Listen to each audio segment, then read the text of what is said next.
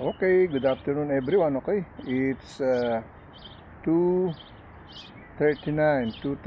in the afternoon. Okay, almost still lunchtime, no? Kasi wala pang alas 3. Okay, 2:39 on the holy 2026, uh,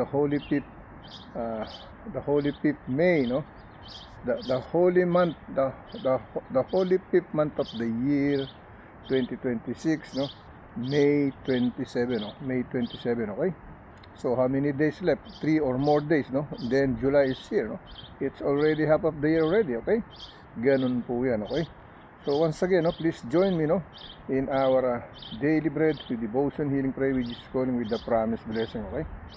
So always don't give up. Just keep on praying, no? Just keep on praying para makamtan natin yung ating mga tunay na minimiti at hikain sa ating bayan, sa ating bansa, okay? Ganun po yan, no? God is always working. God is always listening, no, for what we ask for, okay? If you ask to the other side, of course, they're gonna listen the other side to you, no? Because you are in the other side. But you're always gonna be defeated, no? Defeated ka ng godliness, no? The godliness is defeated by godliness. Always, no? He never won, okay? He won from make sin, yeah, but to make godliness, they're always defeated, no? Laging talo ng magandang kalooban yan, okay? Kasi yung masama, gumaganda ang kalooban, no? Yun namang mabuti, minsan napapasama kasi natutukso, okay? Temptation, okay? Sometimes it change, parang nag-exchange gift lang yung buhay natin, no? Kung how we gonna who gonna believe or how we gonna believe, okay? That's the way it happens to our lives. Now, once again, no, please join me in our daily bread with devotion, healing, prayer, with Jesus calling, with the promised blessing. The promised blessing of God is the earth, oh, the one that we are standing, no, walking, everything, no, sleeping, no, drinking, no, running, swimming, or adventure that we go through. That is the promised land of God, no, the earth, okay? Yan ang pangako ng Diyos sa ating lahat, okay? So once again, no,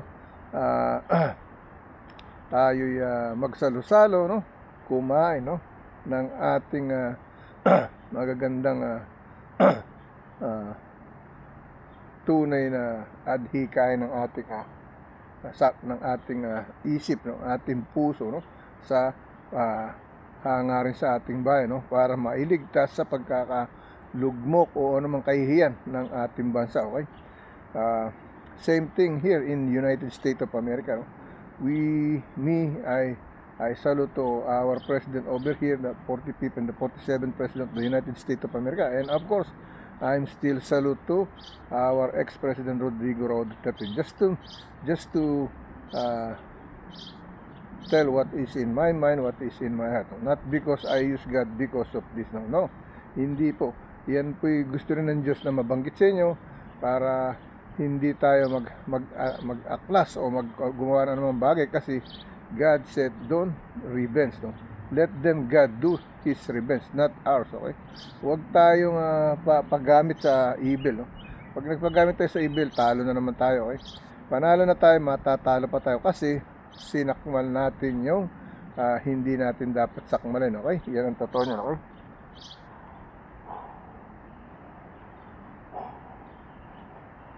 Alright, so tayo'y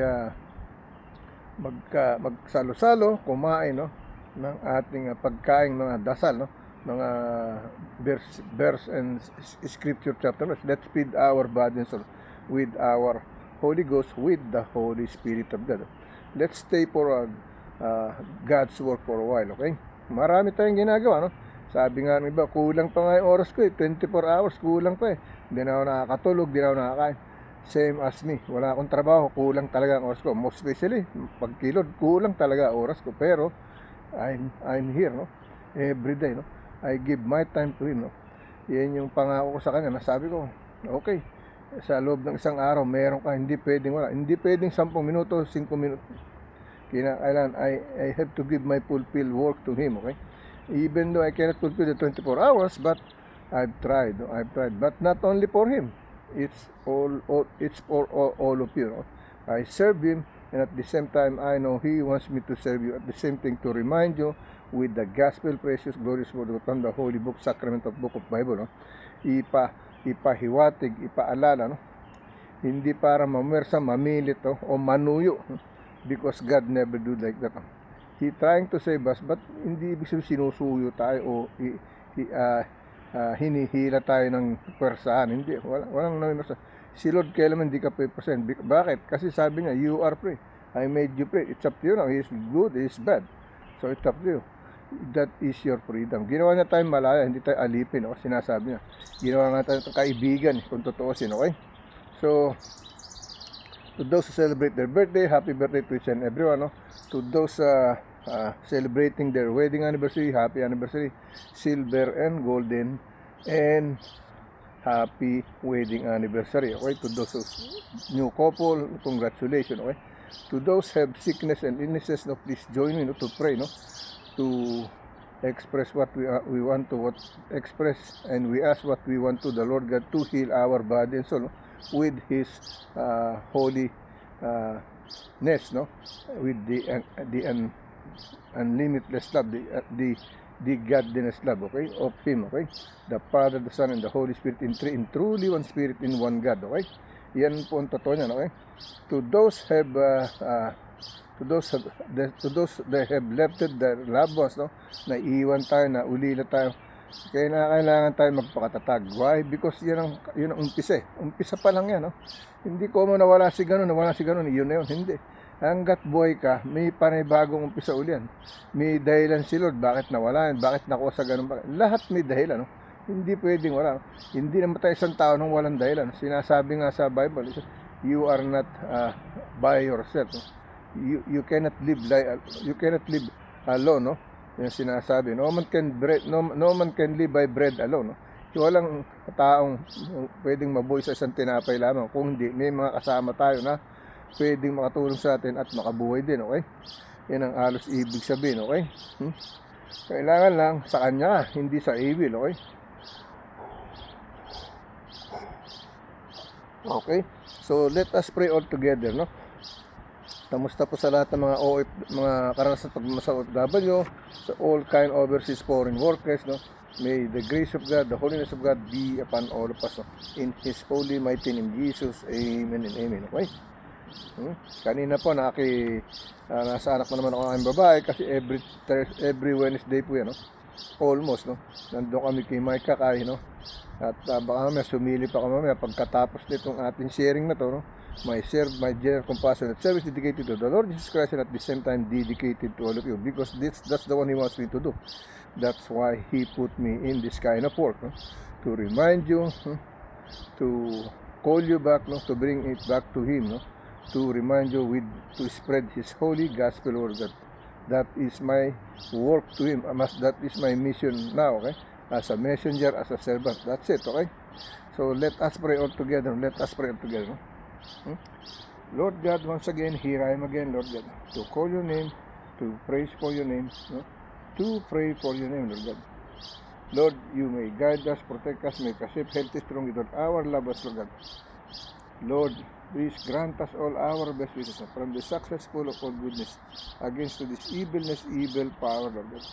In your holy, mighty name, Jesus, amen. Lord, healing prayer for all of us. Heal our sicknesses, illnesses, inside, outside, Lord God. Most especially the one who's bedridden, laying on bed or on the wheelchair, Lord. May you touch their body and soul to be saved, no? Even though they can walk anymore, or not can walk, but they can walk, Lord God. They can walk, I know. Why? Because of your power, your healing word, your healing power to heal us, Lord God. Once they believe on your word, you will heal them, Lord. Okay? Lord, please always guide us, protect us, make us safe, healthy, strong with our lovers, family, at relatives and friends. In your holy, mighty name, Jesus, amen and amen. Okay? Yan po ang ating prayer, okay? So, tayo po'y dumako sa ating unang first scripture, chapter and verse, okay? Alright? Ang ating pong God promises at saka devotion, healing, prayer, pinagsama ko na, no? Para isang i-upload na lang natin mamaya, no? Pinagsama ko na yung words nila, kung silang dalawa, no? Yung Romans at saka yung isa nating saglit, no? Tingnan natin, okay? Yung Romans at saka Psalm chapter 36:7, no? Psalm 36:7, okay?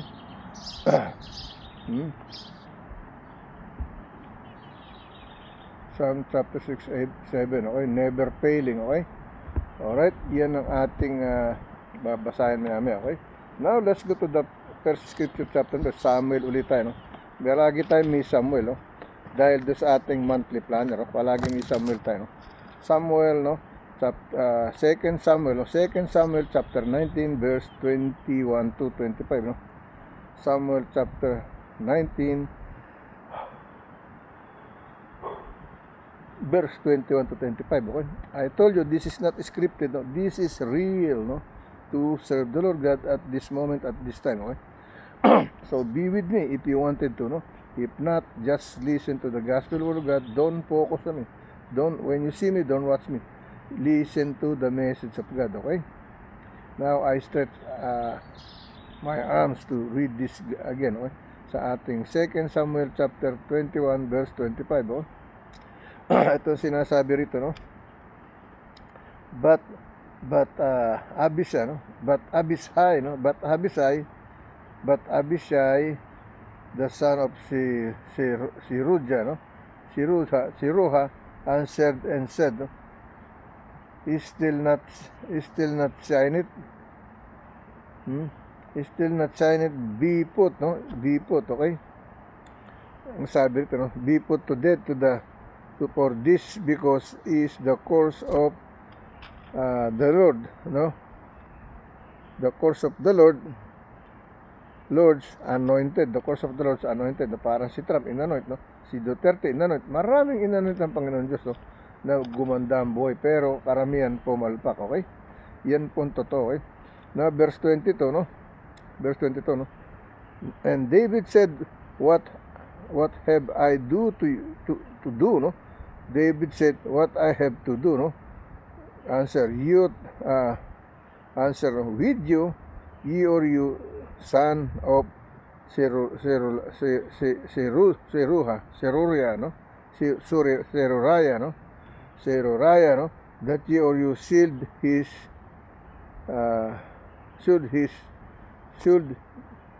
ang sabi rito, no?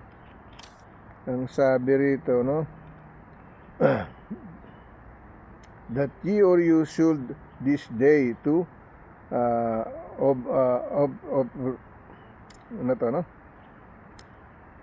this day be adversaries unto me, no? Shall therefore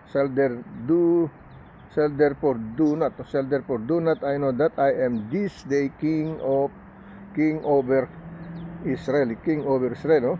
Ang sabi sa verse 27, no? And David said, what have I to do with you, ye or you, son of Seruriah, no? That ye or you should this day be adversaries unto me, no? Verse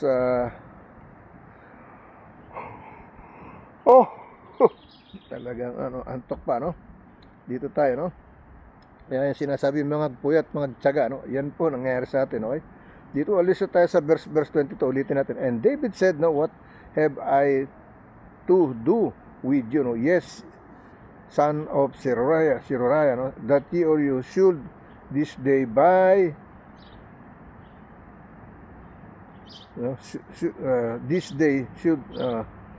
this day, no, be advisory unto me. Shall there any man be put to death, no? Shall anyone be put to death, no? As day is liar, no? For do not I know what, for do I know not to do. Ang sabi rito, no? For do not, no? Ang sabi, no? Basa uli natin, no? Nawawala ako rito sa paragraph na to, no? Ang sabi rito, and David said, what I have to do, no? With you, ye or you, son of Seruriah, no? That ye or you should this day be adversaries unto me, question mark. Shall there any man be put to death this day in Israel, for do not know that I am this day king of Israel, no? Hari, no, ng Israel, okay? Verse 23, no? Therefore, no, the king said unto Shimei, thou shalt not die, no? Thou shalt not die. And the king swear unto him, okay? Verse 24, okay? And Mephibosheth, no, the son of Saul, came down to meet the king, and had neither dresses his feet nor trimmed his beard, for washed no clothes for the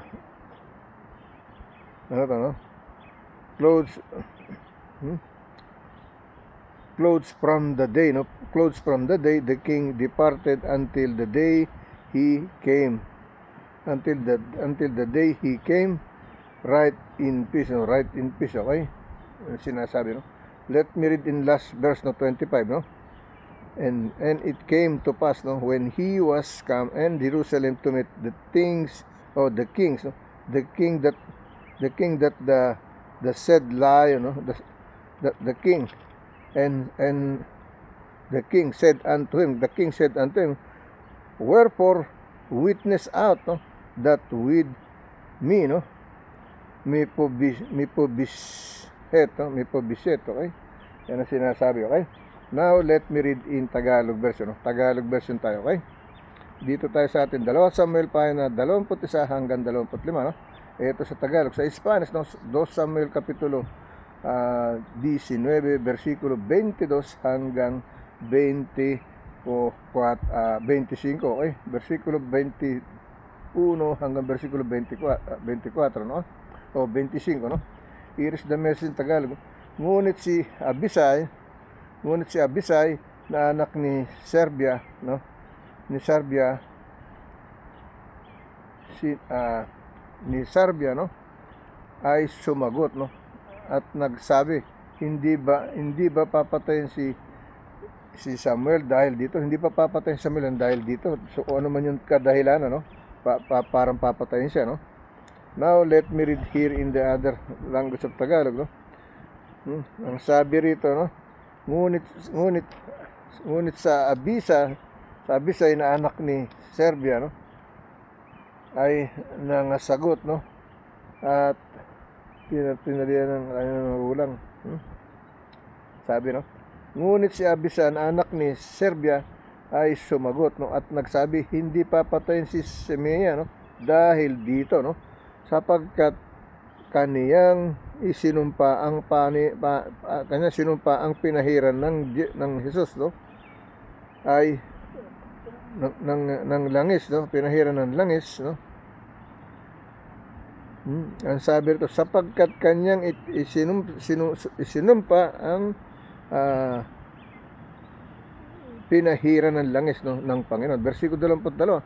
At sinabi ni David, ano ang ipakikilala ko sa inyo, ang mga anak ni Sario, no? Ang mga anak ni Sarbia, na tayo maging mga kaaway, no? At kung saan no? Dito sa versikulo 22. At sinabi ni David, anong ipakikialam ko sa inyo, mga anak ni Sarba, no? Na ako'y magiging mga kaaway ko sa araw na ito. May anumang bang papatayin, no? Papatayin sa araw na ito at sa Israel, okay? Versikulo ang sabi rito, no? May sino man papatayin sa araw nito sa Israel, no? Sapagkat di ko talastas na ako'y hari sa araw na ito sa Israel, no? Hindi niya maisip kung siya'y hari nga o hindi, okay? Versikulo 23, no? At sinabi ng hari kay Shimei, ikaw ay hindi mamamatay. At ang lahi at sumumpa sa kanya, yan ang sinasabi. Versikulo 24, no? Si Mephibosheth, no, na anak ni Saul, ay lumusong, no? na sinalubong ang hari at ang mga papatayin, no?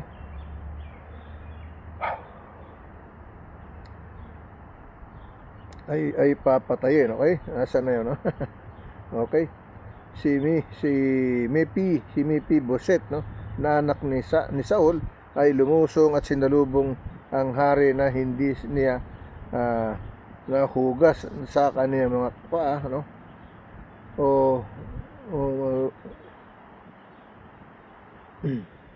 Ang sabi rito, no? Nilaban man ang kaniyang mga ni Saul, no? Ulitin natin versikulo 24, okay? Ang sabi rito, at si Mephibosheth na anak ni Saul ay lumusong na sinalubong ang hari at hindi man siya naghugas ng kaniyang mga paa o nagupit man ang kaniyang mga balbas o nilabhan man ang kaniyang mga suot, no? mula sa araw na ang hari ay umalis hanggang sa araw ng Espiritu Santo, okay? Yan ang kabuuan ng ating 2 Samuel kapitulo 19 versikulo 21 hanggang 25. Now let's go to the other scripture chapter verse, no? Ito'y Romans, ito'y Psalm, no? Ito'y Psalm pa, no? Yung ating never failing, okay? Psalm, no? The 27 natin, okay?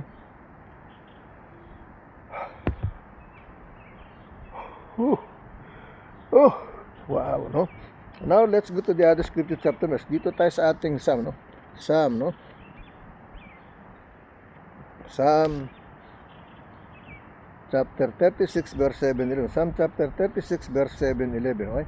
Here is the message, no? How excellent is thy loving kindness, O God, no? Therefore the children of men put her trust under the shadow of pagpapalain, okay? Ang sabi nung verse 7, no?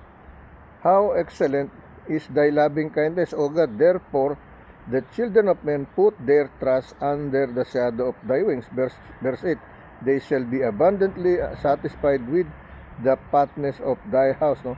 And thou shalt make them drink of the river of thy pleasure, no? Verse 9, for with thee is the fountain of life, in the light shall we see light, no? Shall we see light, no? Verse 10, no? O continue thy loving kindness unto them that now thee, and thy righteousness to the upright of earth, okay? Verse 11, last verse, no? Let not the pool of pride come against me, and let not the hand of the wicked remove me, no? Wicked of the hand remove me, no? Huwag tayong pumayag na ang mahihina at ang siyang mag-alis sa atin, no? Remove me, okay? Alright? Isama na natin verse 12, last verse pa pala, no? There are the workers of iniquity, no? Failing, they are cast down and shall not be able to rise, okay? Yun yung last verse, no? So binasa natin verse 7 hanggang verse binasa natin, no? Psalm chapter 36 verse 7 to 12, no? 7 to 12, okay? Now let me read in Tagalog version, okay? Mga awit o kanta, pahina 36, versikulo 7 hanggang 12, okay? Here is the message in Tagalog version, okay? Sa Spanish, no? Sa Spanish, Salmo o Kansyon, no? Sa Spanish, Salmo o Kansyon, no? Kapitulo 36, versikulo 7 hanggang 12, no? Napakamahalaga ng iyong kagandang loob, no? O Diyos, at ang mga anak ng tao ay nangangalong sa ilalim ng iyong mga pakpak, okay? Nangangalong, tumatago sa ilalim ng pakpak, umulan, umaraw, nandun siya, no? Nilulukuban ng Diyos, ibig sabihin, okay? Inililigtas, okay?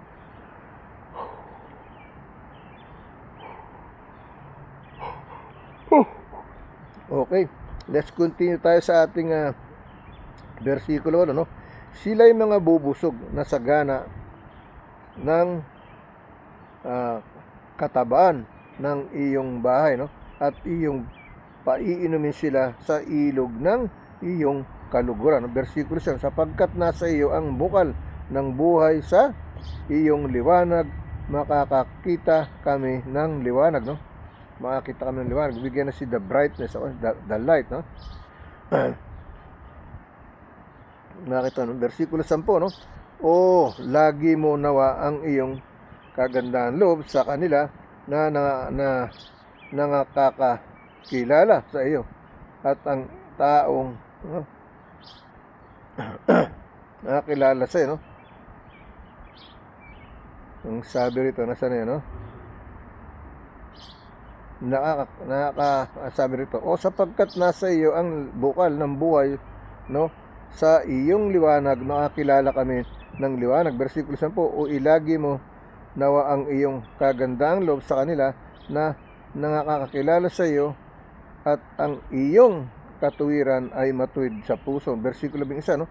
Huwag nawang dumating laban sa akin ang paa ng kapalaluan, at huwag nawa aking itataboy ang kamay ng masama. Itataboy ang kamay ng masama. Versikulo 22, dooy nangabuwal ang mga manggagawa ng kasamaan, siya'y nangalugmok at hindi makakaunawa, no? Okay, yan po sinasabi. Now, let's go to the other scripture chapter verse, no? O basahin muna natin to, silipin muna natin dito. Parang ito na yung babasahin natin, no? Okay, basahin na natin yung devotion healing prayer, no? Never failing, no? Peace with God, no? Peace with God, never failing, okay? Basahin natin itong Psalm chapter 36, verse 7 to 12 ang binasa natin, okay? Never failing, no? How priceless is your unfailing love, O God, no? People take refuge in the shadow of your wings, no? Psalm chapter 36, verse 7, okay? Binasa natin verse 7 to 12, okay? Experiencing failure is one sure way to face disappointment and other overwhelming feelings. No one likes to fail, and it never pleasant when you're counting or something or someone and nothing happens like you expect or hope, okay? In a world filled with disappointment and failure, it's hard to imagine some things that actually unfailing, no? We're not used to people or things that are certain, foolproof, completely dependable, or reliable, no? We're not used to perfection, okay? Yet the Lord never fails, no? He is perfect and His love for you is unfailing, no? That kind of love and dependability is priceless, no? Since you can count on it, you can take refuge in Him. He's your protector and provider. He will never fail you. Heaven and earth may fall away, but He never will, no? But He never will, no? Ang langit parang maano pa, no? Pero siya hindi, ang Diyos hindi, okay? Father, your unfailing love is priceless. It's worth so much more than I ever know, no? I stand and awe that you will never fail me. You're trustworthy and your love will endure forever. I praise you for such goodness, okay? Yan yung ating Psalm chapter 36 verse 7 to 12 ang binasa natin, no? Sa ating devotion healing prayer, okay? Ang title Peace with God, no? At never failing, okay? Peace with God, never failing, no? Now let's go to the other scripture chapter verse, no? Dito tayo sa ating Psalm pa ulit, Psalm 119, no? Psalm 119 verse 130, 134, no? Dito tayo, no? 130 to 134, no? The entrance of the words giveth light, no? It giveth understanding unto the simple, no? Verse 131, I opened my mouth and panted for a longing for thy commandments, okay? Verse 132, look thou upon me and be merciful unto me, as thou usest to do unto those that love thy name, okay? Verse 133, no? Order my step in thy words, and let not any iniquity have dominion over me, okay? Verse 134, okay? Deliver me from oppression, no, of men, so will I keep thy precept. Okay? Yan ang sinasabi. Let me read in Tagalog version. Sa Spanish, no, mga awit sa Spanish, no, Salmo o Kansyon, versikulo 119, versikulo 130 hanggang 134, no. Sa Tagalog, mga awit o kanta pa ay na 119, versikulo 130 hanggang 134. Okay? Dito tayo sa Tagalog version. Ang bukas ng iyong mga salita ay nagbibigay ng liwanag, nagbibigay ng unawa sa walang muwang. Okay? Itong ginagawa natin, no? Yung mga hindi nakakalam na dati ganun din ako, ngayon nandito tayo para magpaalam. Okay? Kahit na umaalam pa tayo ng umaalam araw-araw, inaalam pa natin araw-araw, pinag-aaralan pa natin araw. Wala pang taong hindi nag-aaral. Kahit na anong tinapos natin, nag-aaral pa. Lahat pinag-aaralan pa. Wala kasing katapusan tong ating pag-aaral dito hanggat may buhay tayo nag-aaral, no?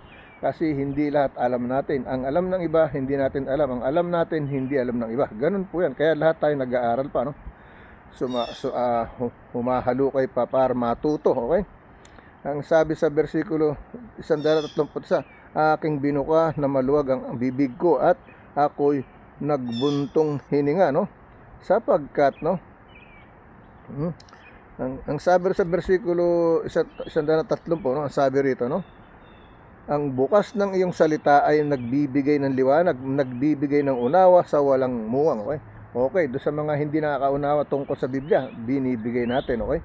Kaya tayo nandito. Versikulo 131, no, aking binuka ng maluwang ang bibig ko at ako'y nagbuntong hininga sapagkat aking nanabikan ang mga utos mo. Okay? No? Nanabik akong mabasa to kasi puro utos niya to, commandments. No? Versikulo 132, manumbalik ka sa akin, no? At maawa ka sa akin gaya ng iyong kinaugaliang gawin, no? Na kinaugaliang gawin sa nagsisiibig ng iyong pangalan, no? Kumikilala sa pangalan Diyos. Okay? Versikulo 130, no? 33, itatag mo ang hakbang ko sa iyong salita at huwag magkaroon ng kapangyarihan sa akin ang anumang kasama, no? Okay? Anumang kamalian, no? Kalikuan. Okay? Versikulo 134, tubusin mo ako sa pagpighati ng tao, sa gayoy aking tutuparin ang mga tuntunin mo. Okay? Yan ang sinasabi ng ating mga awit o kanta, no? Sa Psalm chapter 119, verse 130 to 134. Sa Tagalog, mga awit o kanta, payan 111, versikulo 130 hanggang 134, no? Sa Spanish, Canción o Salmo 119, kapitulo 119, versikulo 131 hanggang 134, no? Let's go to our second video, no? Second video na tayo.